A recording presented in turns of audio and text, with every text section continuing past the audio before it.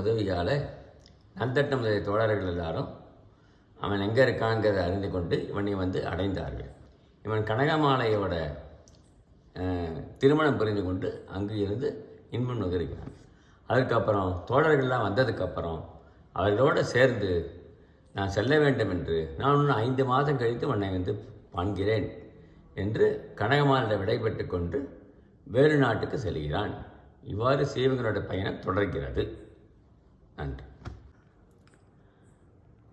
அந்த குறவர்கள் என்ன செய்கிறார்கள்னா, யானை தந்தாத்தால் இடித்த அவல், அப்புறம் தேன், பழம், தினை மாவு எல்லாத்தையும் கலந்து வழிப்போக்கர்களுக்கு அந்த வழியை வருவன கொடுக்கிறார்கள். குறிஞ்சி நிலத்தை கடந்த பின் முல்லைக்குடி மகட்பேசி செல்ல குறவம் தன் பாவையை கொன்றையாகிய செல்வனுக்கு கொடுக்க. கொன்றைங்கிறது ஒரு மரம், அது காட்டு நிலத்தில் இருக்கும். தோன்றிகள் விளக்கு எடுக்க, தோன்றிகள் மரம் விளக்கு எடுப்பது போல இருக்கு காட்சி. கரும்புகள் தேனை நீர் வார்த்து கொடுத்து ஆரவாரித்தன. இந்த வண்டுகள் பேர், வண்டுகளுக்கு சுரும்பு சுரும்பு என்று பேர். அதனால் நீர் வார்த்து கொடுப்பது போல் இருக்குது. இந்திரகோப பூச்சிகள் செக்கச்செவேல் இருக்கும், அது எங்கும் பரவி இருக்கும் அந்த முல்லை நிலத்தில். கோவலர் குழலும் ஆணரை பூண்ட மணிய ஒளிக்கு சீவகன் முல்லையை கடந்தான். அந்த முல்லை நிலத்தையும் கடந்து போகிறான். அங்கிருந்து வனகிரி என்ற மலை தன் அருவிகளாகிய வெள்ளிக்கம்பிகளால் இப்பூமியை விட்டு மேலுலகத்திற்கு ஏறாதவாறு தரியை படுத்து கட்டினார் போல காணப்பட்டது. வனகிரிக்கு முன்னே இருந்த பொழில்னா ஒரு பூஞ்சோலை, தாமரை முதலை மலர்ந்து தூய நீர் நிறைந்த பொய்கை காணப்பட்டது. பொய்கைனா இயற்கையாக தோன்றிய நீர்நிலை தான் பொய்கைன்னு பேர். அப்பொழிலில் வானவர் மகளை ஒத்த அழகி அங்கிருந்த வனசரிதன், அங்கே இருக்கிற வனசரிதனை கண்டு அவனை விரும்பி கஸ்தூரிய பூவும் மனம் வீச தானே அவன் அருகில் வந்தாள். அவள் சிறிதே உடை நெகிழ்தலில் கலாபம் என்ற தன் மேகலை தோன்ற ஒரு கையாலே தன் துகினி விளிம்பை தாங்கி மற்ற கையாலே மலர் ஒன்றை கிள்ளி தெரித்து கடைக்கனால் அவளை பார்த்தாளாம். நரும்புகையை தூதுவிட்டு முகத்தை சாய்த்து கொண்டு நின்றாள். அணிகடன்களில் ஒளி நறுமண வேற்றாள் வனசரிதன் அப்பக்கம் நோக்க, ஏதோ வாசனையாக இருக்கே, சத்தம் கேட்கதே. அப்படி அந்த பக்கம் திரும்பி பார்க்குறானாம். மரப மரத்தின் நிழலிலே நாகமரத்தை சார்ந்து மெல்லியலால் நின்ற காட்சியை அவன் மனத்தால் நோக்காமல் கண்ணால் நோக்கினானான். அவன் நண்பினை நோக்குதலை கண்ட அவ்வழகி கொடி நடுங்குவது போல அசைந்து மேகத்தினுடைய மின்னலைப் போல போர்வையில் மறைந்து நிற்ப வனசரிதன் என் திசையை நோக்கி அவள் தனியே வந்திருப்பதனை ஓர்ந்து, ஓ இவள் தனியாக தான் வந்திருக்காயோ என்று தீர்மானிக்கிறான். அவள் இயக்கியோ என்று ஐயுறுகிறான். அவள் புருவங்களை வில்லாக வளைத்து தன் கண்ணம்புகளை அவன் மேல் தொடுக்கிறாள். பலகாலம் கொட்டாய் விட்டவளாய் துகிலும் தானையும் நெகிழ சிறிதாக முறிவளித்து தன் புருவ வில்லை வளைத்து காமனையும் 5 அம்புகளையும் வனசரிதன் மீது எய்கிறாள். வனசரிதன் இளமையில் பல மகளிரை தோய்ந்த ஆடவர் மூப்பில் அவரால் கைவிடப்படுதலை நினைத்து பார்த்து உதிரத்தை தோய்த்த நரம்பால எலுமினை கட்டி தசையை அப்பி புறத்தே தோலை போர்த்து மயிராலே வேய்ந்து 9 வாயிலாகி கண்டவர் மருள இவ்வுடம்பு படைக்கப்பட்டுள்ளது. இதன் அமைப்பை உள்ளபடி நோக்கினால் ஆபாசமான உடலை உள்ளவாறு உணராமல் ஞானக்கண்ணையும் ஊனக்கண்ணையும் மறைத்து அறிவும் கல்வியும் மிக்காரும் மனம் தளரும்படி இது அமைக்கப்பட்டுள்ளதே என்று தன் நெஞ்சினை தெளிவுபடுத்தி கொண்டு இருக்கவும் அவ்வழகி என்ன சொல்கிறா, என் பெயர் அனங்கமா வீணை. யான் தோழியரோடு விளையாடி கொண்டிருந்த போது விஞ்சயன் ஒருவன், விஜயனா ஆகாசனை பறக்கிறவன், என்னை கவர்ந்து செல்ல அவன் கற்பை சிறந்த மனைவியால் நான் விடுவிக்கப்பட்டு காட்டில் விழுந்தேன். உன்னை காணும் முன் தாயில்லா குழவி போல இருந்தேன். உன்னை கண்டது எனக்கு சொர்க்க இன்பம் போன்றுள்ளது. நீ என்னை அருளாவிட்டால் உயிர் காமத்தீயில் அழிந்துவிடும் என்று சொல்கிறான். புறத்தோற்றத்தை கண்டு காமப்பிணியால் வருந்தும் பெண்ணே, இவ்வுடலை கூர்ந்து பார். இது ஊனும் கொழுப்பும் பீடையும் நிறைந்த அழுக்கு பிண்டம். இது காமத்தாலே கரிக்குருவிக்கு காக்கை பொன்போல தோன்றுவது ஒரு மயக்கம். இவ்வுடலை துருத்தி போல்வது இவ்வுடல். ஒரு துருத்திக்கு புருவமும் கண்ணும் மூக்கும் வரைந்தால் யாராவது விரும்புவார்களா? கவிகள் மக்களுக்கு காமத்தி எழுமாறு இவரிச்சி போன்றதை வர்ணித்துள்ளார்கள் என்று அவளை அமைதி உறுக்கிறான். அப்போது அவள் கணவன் பவதத்தன் அவள் பிரிவை தாங்காமல் அங்கே வந்துட்டான்.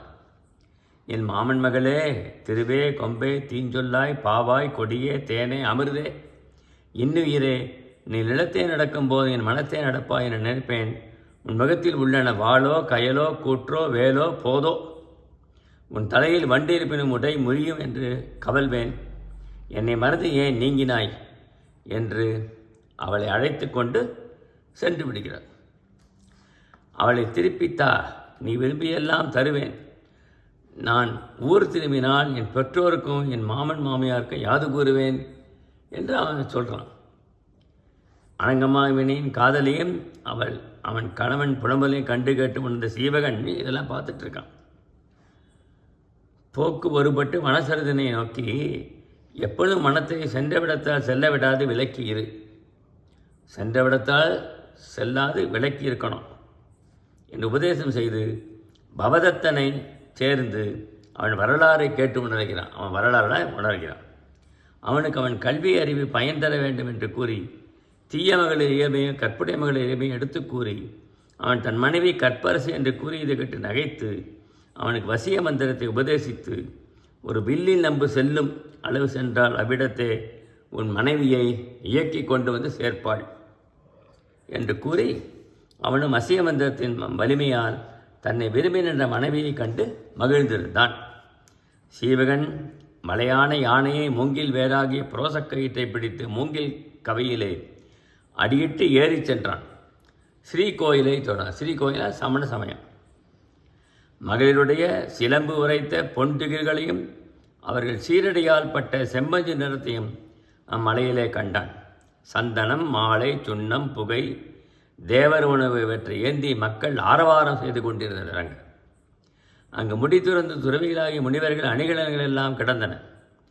முசுக்களால் கிழிக்கப்பட்ட கூடுகள் இருந்தன. முசுக்கள்னா குரங்குகள். பரந்த தேனில் மிளகையும் பழங்களையும் வாரி அருவிகள் பரவின. அம்மலையில் சூரியன் தேரில் பூட்டிய குதிரைகள் குளம்பால் குடைந்த தூசி எங்கும் பரவி இருந்தது. சீவகன் நிலப்பூ முதலியவற்றை வேங்கைப்பூவோடு இறைவன் திருவடி மேல் தூவி இறைவனை துதித்தான். முனித்தன்மைக்கு மேலாய் ஒப்பற்ற முதல்வனாய் மலரேந்திய திருவடி இந்திரனாலும் வணங்கப்படுபவனாய் காமனையும் வென்ற அறவாழி தலைவனாய் விளங்கும் பெருமானை துதித்து அவன் ஸ்ரீகோயில் இருந்த மலையை விடுத்து இறங்கி துரகமனத்தாலே பாலை நிலத்தை விரைவில் கடந்து மகளிரைப் போல் ஐம்புல இன்பங்களையும் வழங்கும் அந்த மத்தியம தேசத்தை அடைந்தான். அங்கு கரும்பாலையில் சிந்திய சாறு சென்னர் பயிரை வளர்த்தது. கரும்பாலையிலிருந்து வரக்கூடிய அந்த சாறு சென்னர் பயிரெலாம் வளரலாம். அப்படின்னா பார்த்துக்கோங்க. அன்னங்கள் தாமரைப்பூவை தலையணையாகவும் குவளைப்பூவை கால்நடையாகவும் கொண்டு படைகளை தழுவி உறங்கிக் கொண்டிருந்தன. நன்னிமித்தமாக முரசுகள் ஆரவாரிக்க, சீவகன் அங்கே வரும்போது முரசுகள் ஆரவாரிக்க நன்னிமித்தம் அது. மன்னன் நரபதியின் தலைநகரான ஏமமாபுரத்தை அடைந்து ஒரு வாயிலாக நாட்டின் பெயரையும் தலைநகர் பெயரை அறிந்து ஊர் மகளிர் தன்னுடைய வனப்பினை கண்டு வியக்க அங்கு பெரிய பளிங்குக்கல் செய்ய மண்டபம் பொய்கையை அடைந்தான். தன்னிடலில் நீரில் கண்ட பெண் எண்ணம் அதனை வேறொரு படையாக கருதி தன் ஆனந்தத்தோடு ஊடிய திறத்தையும் அதன் ஊடலை ஆனந்தம் வணங்கி தீர்த்து அதனோடு கூடிய கூட்டத்தையும் அவனுக்கு தத்தையின் நனவு வந்தது. நான் அவள் முகத்தை நோக்கினால் என்னை பார்க்காமல் தலையை குனிந்து கொள்வாள். நான் 1000 சொல் பேசினால் அவள் ஒரே சொல்லை மெல்லவே பேசுவாள். பெண்கள் தமக்கு செய்த அருள் தம் தலைவரால் பிறருக்கும் ஆகுமோ என்று வீணே ஐயுற்று பெருமூச்சு விடுவார்கள். பிரிவால் தோன்றிய அன்பு என்னும் நெருப்பில் அழுந்தி தத்தை இறந்து விடுவாளோ? கண்ணீர் குளத்தில் மூழ்கியிருப்பாளோ? அவள் ஊரில் கொண்ட முதல் நாள் என்னை பார்த்த பார்வையும் பின்னர் கொண்ட உடல் நோக்கம் என்னை உருக்கும். அவள் உயிரை விட்டு விடுவாளாய் என் உயிர் நீங்கிவிடும். அவள் விஞ்சை வல்லவளாதலால் தேவன் குறிப்பிட்ட 11 மாத எல்லை அவள் அறிந்திருப்பாள். காதல் மிக்க இடத்து நாம் கற்ற கல்வியும் நம் மனத்தை அமைதியுறுத்தி பயன்தாராது. கண்ணீருள் கடந்த மையினை கண் பாராதது போல இங்கென்ன கல்வியின் துயிலும் போது எனக்கு உதவாவதற்கு யாரு தீவனை செய்துள்ளானோ அவனே நினச்சி பார்க்குறான். பற்றினால் நரகத்துன்மை நுகரும் போது அறிவர்களே நமக்கு சரணமாகுவர். அறிவர்னா சமண சமய முனிவர்கள். என்று கருதி தன் மனத்தை விட்டு பொய்கையில் அழகில் ஈடுபட்டிருந்தான். அப்பொழுது நகர மன்னனான தடமித்தனுக்கும் அரசின் நல்லிணக்கம் பிறந்த மகனால விசயன் மகன் விசயன்கிற அந்த சோலைக்கு வருகிறான். சீவகன் அழகால் வசீகரிக்கப்பட்டு அந்நாட்டு மக்கள் அரசனுடைய உய்யானவனத்திற்கு வாராததால் அந்த எல்லாருமே அரசனுடைய அந்த அந்தப்புறத்தில் இருக்கிற தோட்டத்துக்கு யாரும் வரமாட்டாங்க. இவன் வந்திருக்கானே, இவன் வெளியாள் போல இருக்கு, அவன் ஊர் பெயரன் என்பவற்றை வினவே சீவகன் ராசாவது சீவகன் என்பது பொருளால் பெயராகவே சொற்களை அதற்கு ஏற்ப மாற்றி கூறினானாம். சீவகன் விசயன் தன் நண்பனாக ஏற்றுக்கொள்ள சீவகன் அதற்கு செய்தான். விசயன் பலவரை அம்பு எய்தும் சோலையில் இருந்த மரங்களில் பழம் ஒன்றை வீழ்த்த முடியாது நிற்க சீவகன் அவன் வில்லையும் அம்பையும் வாங்கி அவன் குறித்த கண்ணி தன் கையளவிற்கு அம்போடு வருமாறு அம்பு எய்ய விசயன் ராமனை ஒத்த அவன் வில்வலிமை கண்டு அவனை தன் தந்தையிடம் அழைத்துச் சென்று அவன் ஆற்றல் பற்றி பேசினான். அரசன் சீவகனுடைய முன்கை சந்தினை சேர்ந்து உத்தம லக்கணத்தை உடைய அவன் விரல்கள் 5ற்கு அருகே யானை தோளில் சுண்ணாம்பை உரைத்தார் போன நிறத்தோடு சிறு மீனை ஒத்து மூவிரலின் நிறத்தை உடைய சிலை தழும்பை கண்டு இவன் தப்பாத பேரரசனாகிய துரோணாச்சாரியனை ஒப்பான் என்று புகழ்ந்தான். தன் மகன் விசயனுக்கும் மற்ற புதல்வருக்கும் தனுர்வத்தை கற்றுத்தருமாறு அவனை வேண்டினான். அவனும் உடன்பட்டான். அரசன் மக்கள் ஐவரும் சீவகன் செருப்போல அவன் அடிகளை பொருந்தி நிழல் போல நீங்காராய் தீப்போல அகலாது அணுகாது விற்றொழிலை அவனென பயில்வார்கள். எல்லாரும் அவனை வில்தொழிலை பயின்றார்கள். சோலையில் வேங்கை அழிஞ்சில் புன்கு மகிழ் செண்பகம் பாதிரி வெண்கடம்பு முல்லை காந்தல் குரவம் தளவம் முதலிய பூக்களும் அவற்றின் அரும்புகளும் அழகாக காணப்பட்டன. சீவகன் பல நிற மலர்களையும் தள்ளுகளையும் பறித்து படாச்சுளைகளை நடுவில் வைத்து மாலை தொடுக்கும் தன் திறத்தை நோக்கிய ஒரு வகை மாலை தொடுத்தான். மாலை தொடுப்ப வல்லவனாக இருக்கான். ஒரு பந்து அமைத்து புனுகையும் சந்தனத்தையும் பனிநீரால் அவற்றை தெளித்து நறுமணத்தை மிகுந்த அளவில் அங்கு வந்த பனிப்பெண்ணாகிய குரலினா இதுவாக இருக்க குள்ளமாக இருக்கிறோம் அம்மாலையும் பந்தயம் கண்டு வியந்து இவை எம் அரசு இளங்குமரிக்கு ஏற்றன என்று கூறி சீவகன் அவற்றிடம் அளித்தான். அவர் எடுத்து சென்று அரசு இளங்குமரிடம் காண்பித்தார். பார்த்து அவோ அதிலிருந்த ஓலை பாசுரத்தை வாசிக்கத் தொடங்கினாள். அமுதுன்ன மகளிரில் வேர்க்கண்கள் ஆடும் நாடகத்தை கண்டு வாழாதார் வாழ்க்கை மக்கட்பிறப்பில் பிறந்தும் நன்கு நுகராத வேடர் வாழ்வை அவர்களுடைய வேல் தடங்கன் மருட்ட பூண்ட மாலைகள் தேனை துளிக்கும்படி வறுமுலைகள் பாய ஆண்கள் தோன்களில் அழகு வளர அவர்களை படுக்கையில் அணைந்து வாழும் கூடலையும் தம் மார்பு பலகையாக அவர்கள் முளைகள் சூதுக்கு பயன்படுத்தும் காயாக சூதாடும் இடமாக காமமாகிய கவராடலையும் கூடாதாயும் இவை உண்டாகமணி தமிழ் செய்து அடங்குதலே ஆண்மைக்கு அழகு என்று பாசுரத்தை வாசித்த அளவில் தன் குழையின் தோடும் இளிர கழுத்தை இடத்தை சாய்ந்து சிறிதும் எமையாது இயக்கி போல அமர்ந்து குரோனால் அம்பு எய்யப்பட்ட கன்னிப்பெண் மான் போல இறந்துபடாது அவன் வேட்கத்தை நடத்தை என்று கருதி தோல்மெளிய மாலை காலத்தை நோக்கி மாலைப்பறையாக எயிறு இலங்க செல்வனாகிய வாயை அங்காந்து என்னை விழுங்குவதற்கு வந்துள்ளதே இக்குயில் பெற்றவள் உறவை கைவிட வளர்த்தவள் வீட்டிலிருந்து விரட்டாய் என்னும்படி அடிக்குறுத்த அளவும் மயிர்முளையாக பெற்று காண்பவர் அதன் பிறப்பையோ வளர்ப்பையோ வடிவையோ வெறுக்குமாறு அமைந்துள்ளது. அன்றிலின் ஒளி பிறையின் ஒளி ஆம்பற்பன் என்று துன்புறுத்த என் உயிரே போய்விட்டதே என்று அவர் ரொம்ப வருத்தப்படுகிறார். தீயழைப்பட்ட கொம்பு போல உள்ளம் வெந்த கனகமாலை சீவகன் மாலையை வாங்கி கொண்டு பின் மாமை மென்மை வளையல் நான் என்பவற்றை இழந்து பிறர் கூறும் பழிக்கு ஆளாகிவிட்டேனே என்று வருந்தி அனங்க விலாசினி மூலமாக மறுநாள் தன் செப்பில் வைத்திருந்த மாலையை அவனுக்கு அனுப்ப அவன் முதலில் தயங்கவே தோழி எங்கள் நங்கைக்கு மாலை தொடுப்பாயும் நீயே தோல் மெழுவிக்கு மருந்தும் நீயே உயிரும் நீயே மாலையை வாங்கிக்கொள் என்று கூற சீவகனை வாங்கி கொண்டான். தோழி கனகமாலை அணிக அவன் வெப்பம் தணிந்ததற்கு உரிய செயல்களில் ஈடுபட்ட கனமாலைக்கு சீவகன் மாலையை தெப்பமாக துயர்கடலை கடக்க உதவியது. இவ்வாறு 2 திங்கள் அளவில்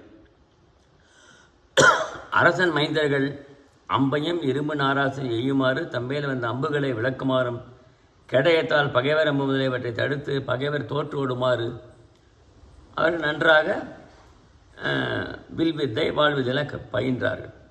யானை எதிர்த்து வந்தபோது மறைவதும், கொம்புகள் நடுவே பிளரவும், யானையோடு சண்டை போடுவது, குதிரைகளோடு சண்டை போடுவது, தேர்ப்போர் முதலிய எல்லாத்தையும் வல்லவர்கள் ஆனார்கள் அவர்கள்லாம். இப்படி தெய்வத்தன்மை பொருந்த அத்திர பயிற்சிக்கும் பக்குவம் அவையுமாக கற்பிக்கப்படவில்லை. ஆமாம், விற்போர்க்கு அர்ஜுனனே சிறந்தவன், கதமன் வேற்போர்க்கு முருகன், சனகன் வாட்போர்க்கு பரசுராமனை அசல கீர்த்தி, யானை போர்க்கும் தேர்ப்போர்க்கும் அசல் என்ற வீரனை, பிறவிப்போர்க்கு சேனன் நிகரற்றனை என்று எல்லாரும் புகழப்பட்டனர். காவலன் தன் மக்கள் பெற்ற பயிற்சியை கண்டு மகிழ்ந்து, இந்த ஆசிரியன் அந்தணனோ அரசனோ ஆதல் வேண்டும், இவன் நம்மை நீங்காதவாறு சிறை செய்வேன் என்று கூறினான். இம்மையும் அருமை அளித்து உனக்கு கைமாறாக யாது செய்ய இயலாதேன், மகளை உனக்கு மனம் செய்து வைக்கிறேன் என்று கூற சீவகன் அதற்கு உடன்படாது மறுக்கிறான். கணிகன் குறிப்பிட்டபடி அவள் நினைக்க உரியவள் என்று கூற சீவகன் கனகமாலையை மணந்து அவள் நலத்தை பருகினான். இவ்வாறு அவளோட இன்பமாக வாழ்ந்து கொண்டிருக்கிறான். சீவகனை பிறந்த நந்தட்டன் சந்திரனை பிறந்த ரோகிணி போல மயங்கி ஊரெல்லாம் தேடி குணமாலை வீட்டை அடைந்து அங்கேயும் காணாமல், அதுக்கப்புறம் வீணை வாசித்தவாறு பூவணிதர் இடையூறும் மலர்களை என் மீது தூவும் தலைவா என்று துறந்தார். அதனால் மலைகள் தோள்களை துறப்ப கண்கள் மாறாதே அழகு இப்படி அழிய வேண்டியதானா என்று கருத்தமைந்த பாடலை பாடிக்கொண்டு நாளை கணக்கிட்டு கொண்டிருந்த நேரத்தில் நந்தட்டன் அவள் இல்லம் அடைந்தான். இங்கனே போந்து இருக்க என்று கூறி 5 வில் தூரத்தில் வணங்கி நின்றவன் 3 வில் தூரத்தில் வந்து நின்றான். அவன் அங்கே போய் பார்க்குறான். தத்தையி திங்கள் போன்று கனகமாலையார் இளம்பகம் என்பதை நாம் பார்க்க போகிறோம். பரத்தையரிடத்து அன்பாலே மனைவியை துறந்து செல்பவனைப் போல சீவகன் மறுதலிடத்தை விடுத்து காட்டுக்குள் புகுந்தான். காயாமரங்கள் மயில் கழுத்து போல வளர்ந்தன. மன்னர் முடிசூடு நாளிலே தங்கள் முடியோடு சேவிக்க வரும் மன்னர்களைப் போல கோங்க மலர்கள் பூத்தன. அரசர்கள் பின்னே தலைப்பாகை அணிந்து சட்டை அணிந்து திரியும் மிளைச்சரை போல மரமும் பூத்தன. மலையாடுகள் குதித்து மிதித்தலால் தேன்கூடுகள் உடைய அவற்றிலிருந்து பெருகிய தேன் தம்மை தடுத்து சந்தன மரங்கள் தளரும்படி அம்மலையிலிருந்து விழுகின்ற காட்சி. தேன் சிதறி சந்தன மரத்தை சிதறி விழுகிற காட்சி. சங்கு சக்கரை ஏந்தின திருமால் மார்பிடத்தில் அசையும் ஆரத்தின் காட்சி போல இருந்துதான் அந்த காட்சி. வெண்மேகம் தவிர்த்து காற்றால் நீங்கிய மலைகள் தோலிரித்த பாம்பு போல் இருந்தன. அவற்றின் அருவிகள் முழவுகள் போல ஒலித்தன. வண்டுகள் பாட, மயில்கள் கூத்தாடின. கேடையும் தேன்கோணும் போன்று இருங்கும் யானையின் விலா எலும்பு போன்ற காயை உடைய அவரை, யானை விலா எலும்பு போல இருக்குமா அவரை. அருவினார விழுந்த ஐவனல், கரும்பு, வரகு, எள்ளு, பயறு ஏனைய உணவு வகைகளும் எல்லையின்றி இருந்தன. நல்ல செழிப்பாக இருந்தது நல்ல இடம். ஐவனல்ல யானை தந்தத்தால் இடித்து ஆக்கிய அவலையும் தேனையும் பழத்தையும் தினைமாவினையும் மகளிர் வழிபோவாருக்கு மகிழ்வுடன் இருந்தனர். யானை தந்தத்தால் உலக்க மாதிரி வைத்து இடிப்பார்களாம். உதவியால் நந்தட்டம் தோழர்கள் எல்லாரும் அவன் எங்கே இருக்காங்கிறத அறிந்து கொண்டு இவனை அடைந்தார்கள். இவன் கனகமாலையோட திருமணம் புரிந்து கொண்டு அங்கு இருந்து இன்பம் நுகர்கிறான். அதுக்கப்புறம் தோழர்கள்லாம் வந்ததுக்கப்புறம் அவர்களோடு சேர்ந்து நான் செல்ல வேண்டும் என்று, நான் இன்னும் 5 மாதம் கழித்து உன்னை காண்கிறேன் என்று கனகமாலையிடம் விடைபெற்று கொண்டு வேறு நாட்டுக்கு செல்கிறான். இவ்வாறு சீவகனோட பயணம் தொடர்கிறது. நன்றி. அந்த குறவர்கள் என்ன செய்கிறார்கள்னா, யானை தந்தாத்தால் இடித்த அவல், அப்புறம் தேன், பழம், தினை மாவு எல்லாத்தையும் கலந்து வழிப்போக்கர்களுக்கு அந்த வழியை வருவன கொடுக்கிறார்கள். குறிஞ்சி நிலத்தை கடந்த பின் முல்லைக்குடி மகட்பேசி செல்ல குறவம் தன் பாவையை கொன்றையாகிய செல்வனுக்கு கொடுக்க. கொன்றைங்கிறது ஒரு மரம், அது காட்டு நிலத்தில் இருக்கும். தோன்றிகள் விளக்கு எடுக்க, தோன்றிகள் மரம் விளக்கு எடுப்பது போல இருக்கு காட்சி. கரும்புகள் தேனை நீர் வார்த்து கொடுத்து ஆரவாரித்தன. இந்த வண்டுகள் பேர், வண்டுகளுக்கு சுரும்பு சுரும்பு என்று பேர். அதனால் நீர் வார்த்து கொடுப்பது போல் இருக்குது. இந்திரகோப பூச்சிகள் செக்கச்செவேல் இருக்கும், அது எங்கும் பரவி இருக்கும் அந்த முல்லை நிலத்தில். கோவலர் குழலும் ஆனரை பூண்ட மணிய ஒளிக்கு சீவகன் முல்லையை கடந்தான். அந்த முல்லை நிலத்தையும் கடந்து போகிறான். அங்கிருந்து வனகிரி என்ற மலை தன் அருவிகளாகிய வெள்ளிக்கம்பிகளால் இப்பூமியை விட்டு மேலுலகத்திற்கு ஏறாதவாறு தரியை படுத்து கட்டினார் போல காணப்பட்டது. வனகிரிக்கு முன்னே இருந்த பொழில்னா ஒரு பூஞ்சோலை, தாமரை முதலை மலர்ந்து தூய நீர் நிறைந்த பொய்கை காணப்பட்டது. பொய்கைனா இயற்கையாக தோன்றிய நீர்நிலை தான் பொய்கைன்னு பேர். அப்பொழிலில் வானவர் மகளை ஒத்த அழகி அங்கிருந்த வனசரிதன், அங்கே இருக்கிற வனசரிதனை கண்டு அவனை விரும்பி கஸ்தூரியும் பூவும் மனம் வீச தானே அவன் அருகில் வந்தாள். அவள் சிறிதே உடை நிகழ்தலில் கலாபம் என்ற தன் மேகலை தோன்ற ஒரு கையாலே தன் துகினி விளிம்பை தாங்கி மற்ற கையாலே மலர் ஒன்றை கிள்ளி தெரித்து கடைக்கனால் அவளை பார்த்தாளாம். நரும்புகையை தூதுவிட்டு முகத்தை சாய்த்து கொண்டு நின்றாள். அணிகடன்களில் ஒளி நறுமணமேற்றால் வனசரிதன் அப்பக்கம் நோக்க, ஏதோ வாசனையாக இருக்கே, சத்தம் கேட்கதே. அப்படி அந்த பக்கம் திரும்பி பார்க்குறான். மரப மரத்தின் நிழலிலே நாகமரத்தை சார்ந்து மெல்லியலால் நின்ற காட்சியை அவன் மனத்தால் நோக்காமல் கண்ணால் நோக்கினான். அவன் நண்பினை நோக்குதலை கண்ட அவ்வழகி கொடி நடுங்குவது போல அசைந்து மேகத்தினுடைய மின்னலைப் போல போர்வையில் மறைந்து நிற்ப வனசரிதன் என் திசையை நோக்கி அவள் தனியே வந்திருப்பதனை ஓர்ந்து, ஓ இவள் தனியாக தான் வந்திருக்காயோ என்று தீர்மானிக்கிறான். அவள் இயக்கியோ என்று ஐயுறுகிறான். அவள் புருவங்களை வில்லாக வளைத்து தன் கண்ணம்புகளை அவன் மேல் தொடுக்கிறாள்.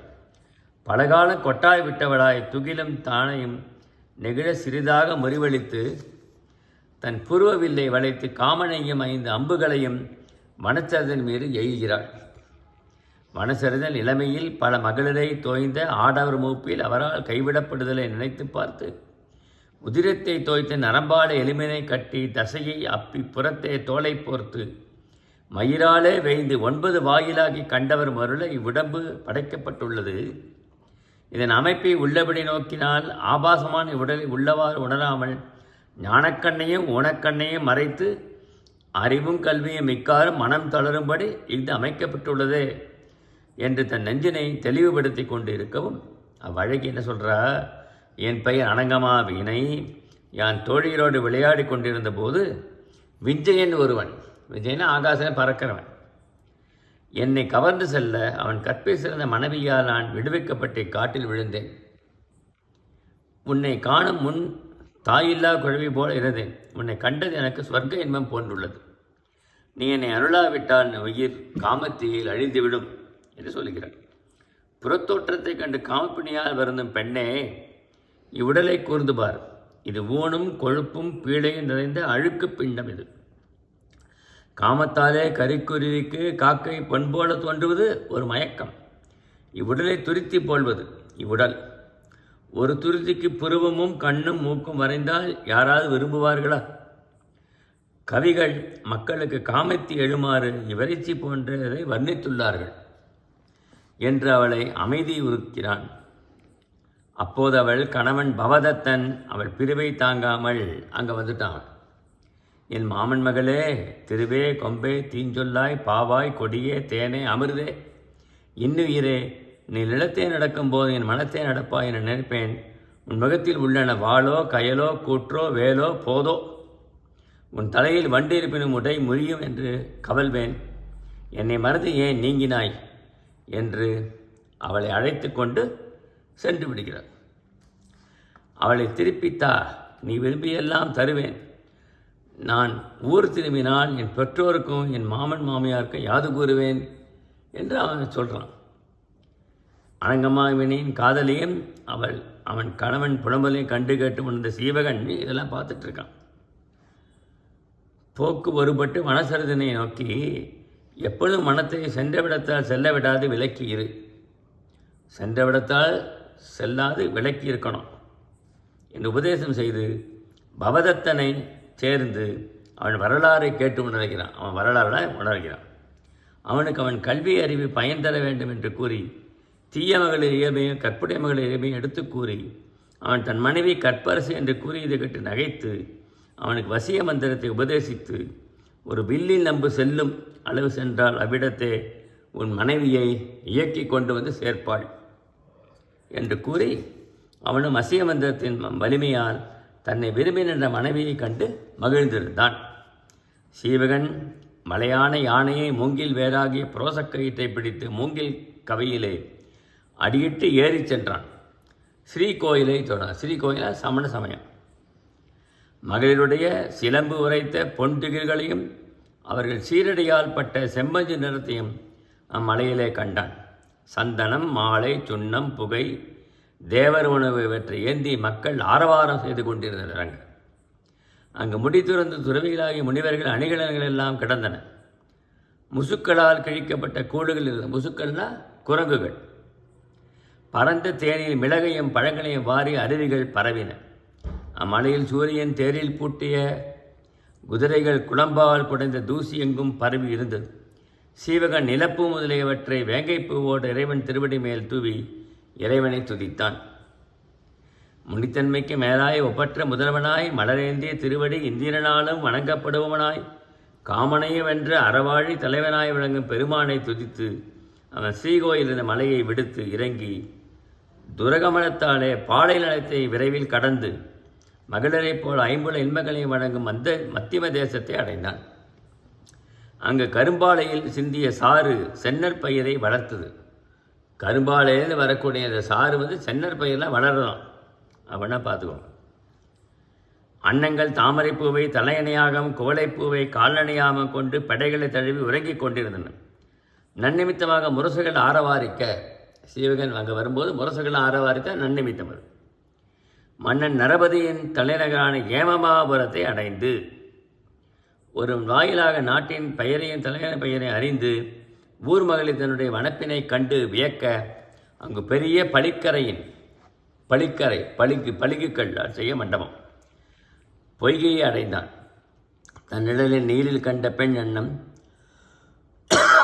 அதனை வேறொரு படையாக கருதி தன் ஆனந்தத்தோடு ஊடிய திறத்தையும் அதன் ஊடலை ஆனந்தம் வணங்கி தீர்த்து அதனோடு கூடிய கூட்டத்தையும் அவனுக்கு தத்தையின் நனவு வந்தது. நான் அவள் முகத்தை நோக்கினான். என்னை பார்க்காமல் தலையை குனிந்து கொள்வாள். நான் 1000 சொல் பேசினால் அவள் ஒரே சொல்லை மெல்லவே பேசுவாள். பெண்கள் தமக்கு செய்த அருள் தம் தலைவரால் பிறருக்கும் ஆகுமோ என்று வீணே ஐயுற்று பெருமூச்சு விடுவார்கள். பிரிவால் தோன்றிய அன்பு என்னும் நெருப்பில் அழுந்தி தத்தை இறந்து விடுவாளோ? கண்ணீர் குளத்தில் மூழ்கியிருப்பாளோ? அவள் ஊரில் கொண்ட முதல் நாள் என்னை பார்த்த பார்வையும் பின்னர் கொண்ட உடல் நோக்கம் என்னை உருக்கும். அவள் உயிரை விட்டு விடுவாளாய் என் நெவியின் நீங்கிவிடும். அவள் விஞ்சை வல்லவளாதலால் தேவன் குறிப்பிட்ட 11 மாத எல்லை அவள் அறிந்திருப்பாள். காதல் மிக்க இடத்து நாம் கற்ற கல்வியும் நம் மனத்தை அமைதியுறுத்தி பயன்தாராது. கண்ணீருள் கடந்த மையினை கண் பாராதது போல இங்கென்ன கல்வியின் துயிலும் போது எனக்கு உதவாவதற்கு யாரு தீவனை செய்துள்ளானோ அவனே நினச்சி பார்க்குறான். பற்றினால் நரகத்துன்மை நுகரும் போது அறிவர்களே நமக்கு சரணமாகுவர். அறிவர்னா சமண சமய முனிவர்கள் என்று கருதி தன் மனத்தை விட்டு பொய்கையில் அழகில் ஈடுபட்டிருந்தான். அப்பொழுது நகர மன்னனான் தடமித்தனுக்கும் அரசின் நல்லிணக்கம் பிறந்த மகனால மகன் விசயன்கிற அந்த சோலைக்கு வருகிறான்.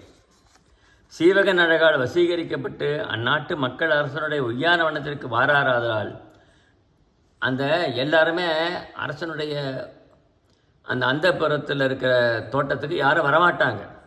இவன் வந்திருக்கானே, இவன் வெளியாள் போல இருக்கு, அவன் ஊர் பெயரன் என்பவற்றை வினவே சீவகன் ராசா ஒரு சீவகன் என்பது பொருளால் பெயராகவே சொற்களை அதற்கு ஏற்ப மாற்றி கூறினானாம். சீவகன் விசயன் தன் நண்பனாக ஏற்றுக்கொள்ள சீவகன் அதற்கு செய்தான். விசயன் பலவரை அம்பு எய்தும் சோலையில் இருந்த மரங்களில் பழம் ஒன்றை வீழ்த்த முடியாது நிற்க சீவகன் அவன் வில்லையும் அம்பையும் வாங்கி அவன் குறித்த கண்ணி தன் கையளவிற்கு அம்போடு வருமாறு அம்பு எய்ய விசயன் ராமனை ஒத்த அவன் வில் வலிமை கண்டு அவனை தன் தந்தையிடம் அழைத்துச் சென்று அவன் ஆற்றல் பற்றி பேசினான். அரசன் சீவகனுடைய முன்கை சந்தினை சேர்ந்து உத்தம லக்கணத்தை உடைய அவன் விரல்கள் 5ற்கு அருகே யானை தோளில் சுண்ணாம்பை உரைத்தார் போன நிறத்தோடு சிறு மீனை ஒத்து மூவிரலின் நிறத்தை உடைய சிலை தழும்பைக் கண்டு இவன் தப்பாத பேரரசனாகிய துரோணாச்சாரியனை ஒப்பான் என்று புகழ்ந்தான். தன் மகன் விசயனுக்கும் மற்ற புதல்வருக்கும் தனுர்வத்தை கற்றுத்தருமாறு அவனை வேண்டினான். அவனும் உடன்பட்டான். அரசன் மக்கள் ஐவரும் சீவகன் செருப்போல அவன் அடிகளை பொருந்தி நிழல் போல நீங்காராய் தீப்போல அகலாது அணுகாது விற்றொழிலை அவனென பயில்வார்கள். எல்லாரும் அவனை வில்தொழிலை பயின்றார்கள். சோலையில் வேங்கை, அழிஞ்சில், புன்கு, மகிழ், செண்பகம், பாதிரி, வெண்கடம்பு, முல்லை, காந்தல், குரவம், தளவம் முதலிய பூக்களும் அவற்றின் அரும்புகளும் அழகாக காணப்பட்டன. சீவகன் பல நிற மலர்களையும் தள்ளுகளையும் பறித்து படாச்சுளைகளை நடுவில் வைத்து மாலை தொடுக்கும் தன் திறத்தை நோக்கிய ஒரு வகை மாலை தொடுத்தான். மாலை தொடுப்ப வல்லவனாக இருக்கான். ஒரு பந்து அமைத்து புனுகையும் சந்தனத்தையும் பனிநீரால் அவற்றை தெளித்து நறுமணத்தை மிகுந்த அளவில் அங்கு வந்த பனிப்பெண்ணாகிய குரலினா இதுவாக இருக்க குள்ளமாக இருக்கிறோம். அம்மாலையும் பந்தயம் கண்டு வியந்து இவை எம் அரசு இளங்குமரிக்கு ஏற்றன என்று கூறி சீவகன் அவற்றிடம் அளித்தான். அவர் எடுத்து சென்று அரசு இளங்குமரிடம் காண்பித்தார். பார்த்த அவோ அதிலிருந்த ஓலை பாசுரத்தை வாசிக்கத் தொடங்கினாள்.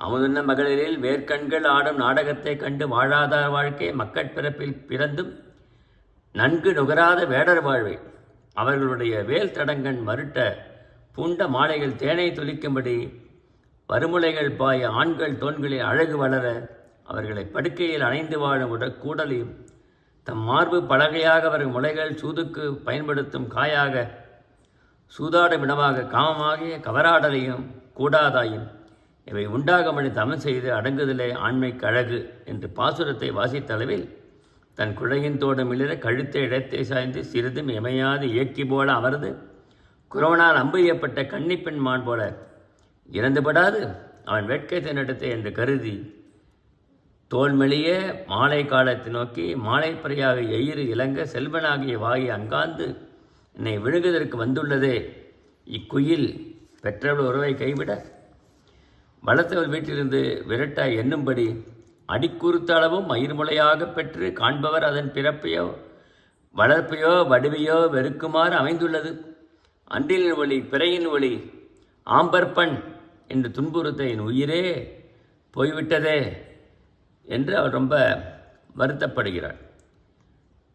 தீயழைப்பட்ட கொம்பு போல உள்ளம் வெந்த கனகமாலை சீவகன் மாலையை வாங்கி கொண்டு பின் மாமை மென்மை வளையல் நான் என்பவற்றை இழந்து பிறர் கூறும் பழிக்கு ஆளாகிவிட்டேனே என்று வருந்தி அனங்க விலாசினி மூலமாக மறுநாள் தன் செப்பில் வைத்திருந்த மாலையை அவனுக்கு அனுப்ப அவன் முதலில் தயங்கவே தோழி எங்கள் நங்கைக்கு மாலை தொடுப்பாயும் நீயே தோல் மெழுவிக்கு மருதும் நீயே உயிரும் நீயே மாலையை வாங்கிக்கொள் என்று கூற சீவகனை வாங்கி கொண்டான். தோழி கனகமாலை அணிக அவன் வெப்பம் தணிந்ததற்கு உரிய செயல்களில் ஈடுபட கனமாலைக்கு சீவகன் மாலையை தெப்பமாக துயர்கடலை கடக்க உதவியது. இவ்வாறு 2 திங்கள் அளவில் அரசன் மைந்தர்கள் அம்பையும் இரும்பு நாராசனை எய்யுமாறு தம்பேல் வந்த அம்புகளை விளக்குமாறும் கேடயத்தால் பகைவர் அம்பு முதலியவற்றை தடுத்து பகைவர் தோற்று ஓடுமாறு அவர்கள் நன்றாக வில்வித்தை வாழ்வதில் பயின்றார்கள். யானை எதிர்த்து வந்தபோது மறைவதும் கொம்புகள் நடுவே பிளரவும் யானையோடு சண்டை போடுவது குதிரைகளோடு சண்டை போடுவது தேர்ப்போர் முதலிய எல்லாத்தையும் வல்லவர்கள் ஆனார்கள் அவர்கள்லாம். இப்படி தெய்வத்தன்மை பொருந்திய அத்திர பயிற்சிக்கும் பக்குவம் அவையுமாக கற்பிக்கப்படவில்லை.